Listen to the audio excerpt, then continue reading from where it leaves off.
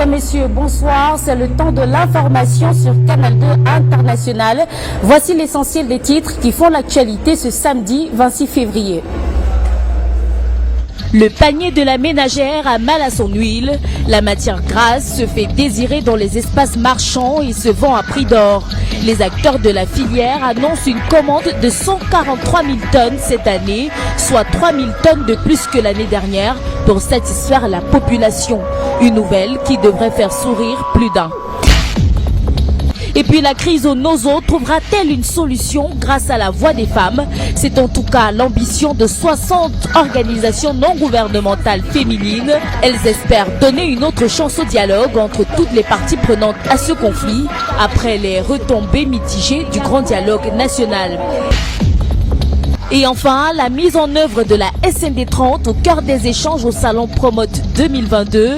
En 30 points, des experts du ministère de l'économie ont passé au scanner le nouvel instrument de politique économique camerounais qui fait du secteur privé un pôle primordial de croissance. C'était à la faveur de journées thématiques qui viennent de s'achever.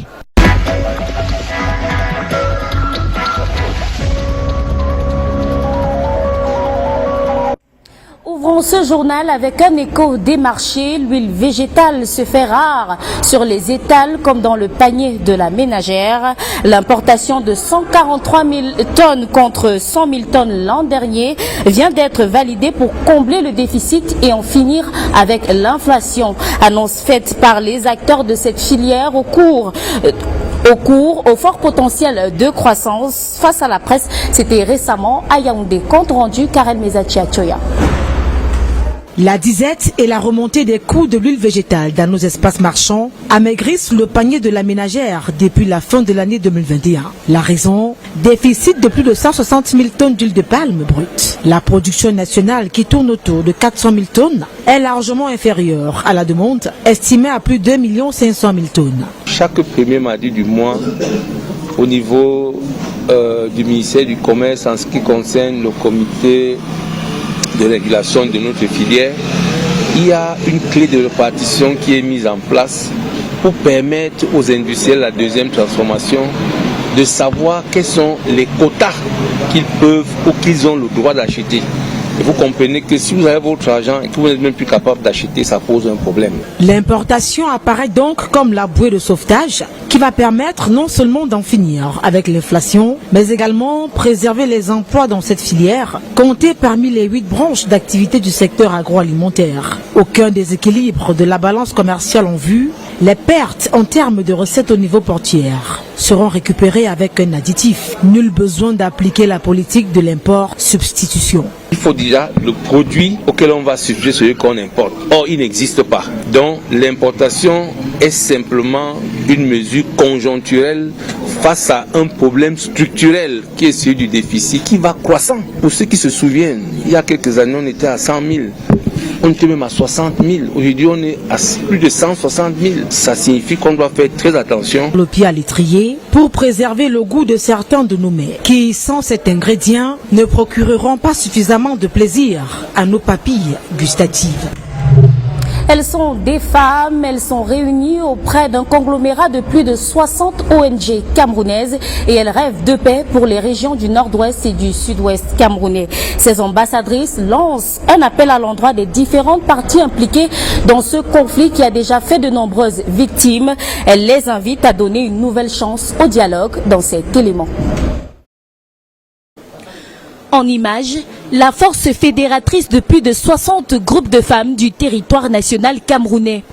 Comme un seul homme, elle souhaite mener le processus de dialogue entre les parties impliquées dans la crise en cours dans les régions du nord-ouest et du sud-ouest. Les femmes organisatrices responsables des associations de la société civile ont décidé de se mettre ensemble pour d'une seule voix faire entendre la voix de celles qui sont justement les premières victimes. Parmi elles, des épouses, des mères, des sœurs et des filles que la guerre a touchées de près ou de loin. Elles déplorent les tueries, des vies innocentes arrachées précocement, des dégâts collatéraux qui ne pouvaient les laisser indifférentes. Des atrocités qui sont commises, des abus des droits humains qui sont commis dans nos communautés, dans nos régions. Nous disons que il y a des violences qui ne veulent cesser. Nous avons nos enfants qui ne vont pas à l'école. Nous avons des femmes qui sont violées. Nous avons des violences basées sur le genre qui se passent. Nous avons des tueries et les kidnappings et tout ça qui se passe. Consciente de la difficulté d'amener tous les protagonistes à la table du dialogue, elle mise tout sur le pouvoir de la femme. Nous voulons dire à tout le monde que les femmes, en tant qu'artisanes de paix, sont déjà prêtes. Elles se préparent, comme nous nous sommes préparés pour la convention, elles se préparent à faire venir les hommes nous écouter, nous entendre parler. Oui, nous allons nous asseoir sur la table et nous allons faire venir les hommes qui s'asseyent avec nous et qui parlent pour qu'on entende. Première action forte de ce mouvement de la société civile, sceller leur lien ce 23 février dans un cadre juridique, la Convention nationale des femmes pour la paix au Cameroun. Au cours du salon Promote, d'où nous émettons depuis le 19 février dernier et qui s'achève demain, le ministère de l'économie a mis l'accent sur la mise en œuvre de la SND 30, le nouvel instrument qui définit les contours de la transformation structurelle de l'économie camerounaise pour l'émergence à l'horizon 2030. Les journées thématiques tenues à cet effet les 24 et 25 février ont permis de renforcer le dialogue avec le secteur privé, placé désormais au cœur de la croissance du pays. Compte rendu. Les journées thématiques du ministère de l'économie donnent lieu à des échanges avec le secteur privé que la SND 30 place désormais au cœur de la croissance du Cameroun. En 30 points, la stratégie de transformation structurelle de l'économie est déclinée. Transformer les structures, ça signifie passer d'une économie qui aujourd'hui est dominée par un tertiaire de la débrouillardise vers une économie qui est articulée. Une économie qui prendrait pour base la production du secteur primaire, laquelle serait reprise par le secteur secondaire pour être transformée avant de pouvoir se retrouver au niveau du secteur secondaire pour la commercialisation. Les leviers de l'import substitution sont passés en revue. Nous devons pouvoir être capables de remplacer les produits que nous importions naguère par des produits locaux. Donc un mix entre la substitution des importations et la promotion des exportations. C'est-à-dire que nous devons être capables de produire non seulement pour nous-mêmes, mais également pour pouvoir conquérir des marchés extérieurs. Selon les experts, des réformes sont déjà mises en œuvre. Les aspects légaux et institutionnels servent de base au gouvernement pour l'accompagnement du secteur privé, complété par d'autres mesures.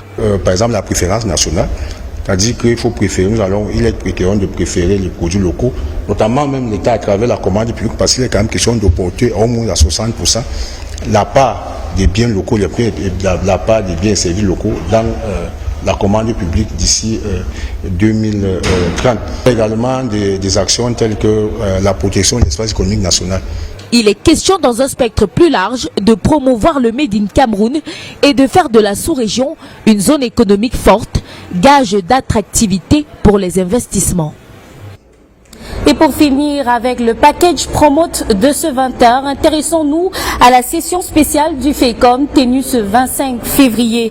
Des assises axées sur le financement et la promotion du développement économique local durable. Il s'est agi pour le Fonds spécial d'équipement et d'intervention intercommunale de présenter ce qu'il fait pour accompagner les collectivités territoriales décentralisées. Une rencontre suivie de près par Karel Mesatiachoya et Constant Kamga.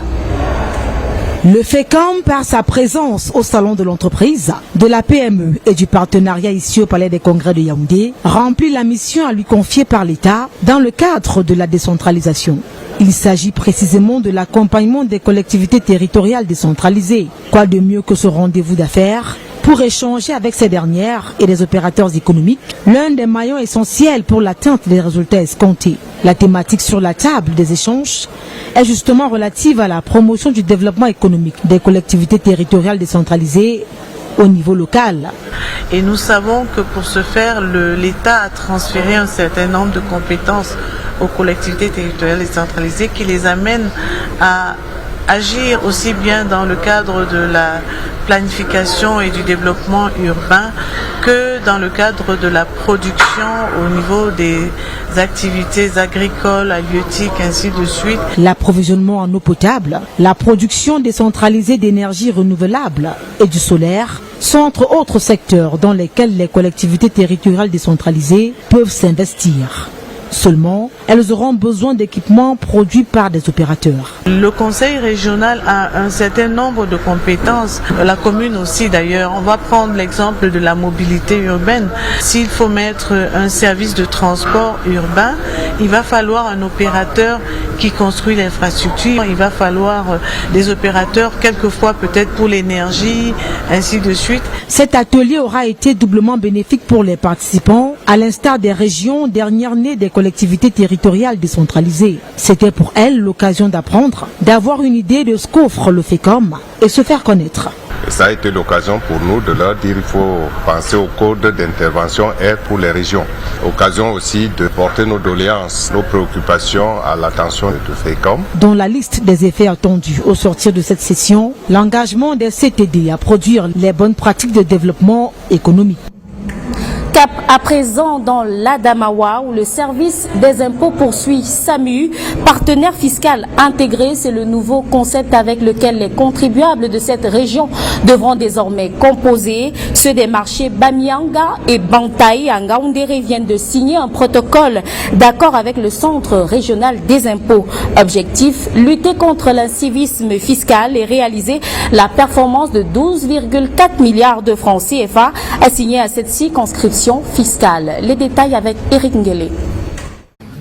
Par ces signatures, les responsables des syndicats des commerçants du marché Bantaï et de Bamianga à Ngaoundéré s'engagent par un protocole d'accord à collaborer avec le Centre régional des impôts de l'Adamawa comme partenaire fiscal intégré.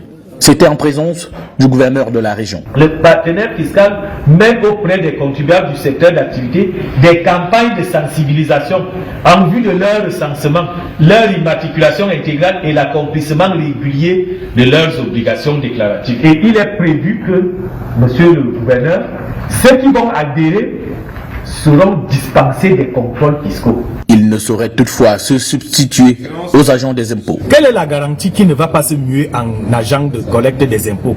C'est d'abord la modalité de paiement des impôts. Il n'y a pas de paiement espèce et bien plus, les paiements se font suite télédéclaration. 12 milliards 464 millions de francs CFA.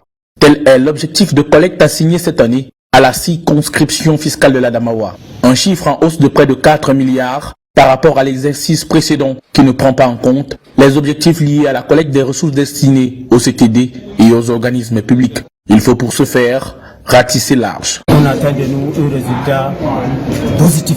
Pour les récalcitrants qui ne vont pas payer les impôts, il faut qu'ils doivent faire attention. L'administration a innové. Il faut saluer donc cette initiative qui est de nature à clarifier les démarches. Les charges de partenaires fiscales intégrées sont volontaires et bénévoles. Toutefois, les dépenses générées durant l'exercice de leurs fonctions sont couvertes par l'administration fiscale. Le protocole d'accord va durer 3 ans et d'autres secteurs d'activité vont rejoindre cette initiative à l'effet d'élargir l'assiette fiscale. Votre 20h se met en mode 2.0, mais en toute prudence. Attention, danger sur les réseaux sociaux. Ils sont nombreux, ces jeunes qui utilisent ces plateformes pour s'informer ou se divertir, en relayant parfois au passage de nombreux fake news. La cote d'alerte est atteinte. C'est la raison pour laquelle notre reporter Eric Matanier a approché des jeunes de la ville universitaire de Tchang dans la région de l'Ouest. Il se livre à son micro. Reportage. La venue des réseaux sociaux a apporté une certaine désinformation au sein de la couche jeune au Cameroun. Les informations publiées dans les différentes plateformes ne sont pas toujours avérées. À cet effet, chacun fait son analyse. Concernant les médias sociaux, je voudrais dire qu'il y a du bon comme il y a du mauvais. Le tout va au niveau de l'appréciation faite par les uns et les autres. Alors quand on a la maîtrise, on peut, avant d'apprécier une information, vérifier si elle est vraie ou fausse. La génération tête baissée, comme on a coutume de le dire, semblerait être plus active dans les réseaux sociaux, question de s'informer, mais tout en restant prudent dans la véracité de ces informations. S'il faut mettre sur une échelle de 100%, moi je pourrais dire véritablement que je crois l'information des réseaux sociaux au moins à 70% parce qu'on est d'abord camerounais et comme on le dit, impossible pas camerounais. Donc... Lors de l'adresse du chef de l'État à la jeunesse le 10 février dernier, le président de la République l'a si bien rappelé l'utilisation des réseaux sociaux qui invitent les jeunes à faire un usage responsable, instructif et constructif. Pour certains jeunes, il est d'ores et déjà important de vérifier ces informations avant de les utiliser. Il faut les prendre avec mesure parce qu'on ne peut pas à 100% se fier parce que du même côté où les informations sur les réseaux sociaux sont serviables, ils peuvent aussi profiter à certaines personnes pour véhiculer les mauvaises informations. La ville de Tchon, qui abrite une université, est un pôle d'attraction dans l'utilisation des réseaux sociaux. Les jeunes scolarisés sont un peu plus prudents que ceux non scolarisés. Et toujours dans le digital, allons à présent à la découverte du jeune Brice Kwalong. Il est professeur d'anglais et écrivain. Il a déjà produit 2 ouvrages dans le souci de transmettre ses connaissances. Mais sa dernière trouvaille, c'est un outil audiovisuel destiné à l'apprentissage de la langue Bangou, une langue de l'Ouest Cameroun. Nous l'avons rencontré à Ngaoundéré lors de la célébration de la Journée mondiale de la langue maternelle. Yasser Trezantanon et Abdoulaziz Dewa signent la découverte de ce 20h.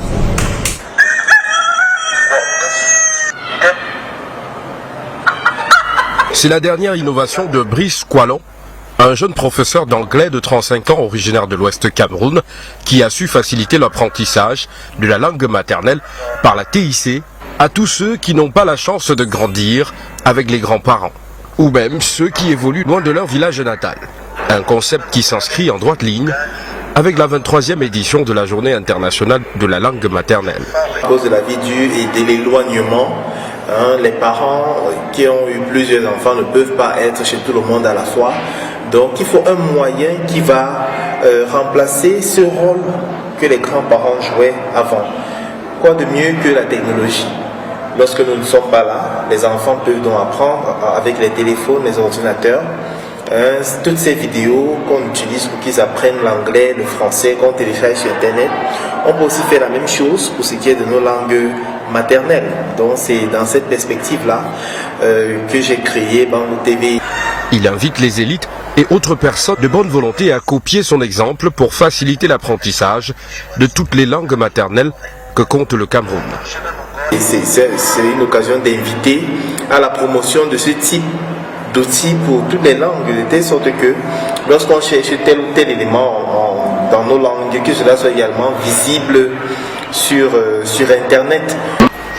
L'homme est à la fois enseignant, chanteur, compositeur et écrivain. Il a déjà à son actif 2 livres. Le lycée de Sabongari dans l'arrondissement de Ngaoundéré 2e s'est nettement distingué au cours de cette célébration de la Journée mondiale de langue maternelle par le savoir-faire artistique, linguistique, culturel, culinaire et traditionnel. Et on sort de ce journal par la ville de Bafia où le commandement traditionnel s'est formé aux nouvelles techniques en matière de commandement. Les chefs traditionnels de cette localité de la région du centre ont été les acteurs majeurs d'un séminaire de sensibilisation et de renforcement des compétences afin de mieux seconder l'administration. Espoir Baïa et François Emossi ont capté leur réaction à la fin des travaux. Canton Gam, chefferie traditionnelle 2e degré, groupement Gam à Bafia. C'est ici que s'est tenu 2 jours durant le séminaire débat de sensibilisation et de renforcement des compétences des chefs traditionnels de cet arrondissement dans leur rôle d'auxiliaire de l'administration. Les chefs traditionnels, le 3e degré et le 2e degré, ont eu l'opportunité de mieux appréhender quelles sont leurs attentes en leur qualité d'auxiliaire de l'administration. 4 modules pensés, structurés et bien expliqués aux garants de l'héritage culturel afin de leur permettre désormais de promouvoir sans faille dans leur territoire de compétences le vivre ensemble, la paix, et la consolidation de l'unité nationale. Je pense que ce séminaire nous a beaucoup édifié sur beaucoup de choses. Ça nous a vraiment instruit et je pense que le développement va suivre. Au nom de mes frères, chefs, on souhaiterait que la collaboration entre l'administration et le chef traditionnel que nous sommes de bien francs. Le sous-préfet de Bafia, superviseur des travaux, en a profité pour recadrer les chefs traditionnels sur le rôle qu'ils ont à jouer dans la société. Les chefs ont un rôle d'auxiliaire de l'administration. Il fallait qu'on leur dise un peu ce que signifie être un auxiliaire de l'administration, en rappelant surtout que la chefferie traditionnelle est une institution publique, est un siège institutionnel qui participe à la sauvegarde du peuple primaire, retenu chacun de nous dans son ethnie précise. Les 39 chefs traditionnels présents à ce séminaire sont rentrés les mains chargées de mallettes, panneaux de renseignement et bien d'autres paquets. Madame, Messieurs, c'est ici que s'achève ce 20h, mais l'information continue. Les programmes de Canal 2 International aussi. Bonsoir.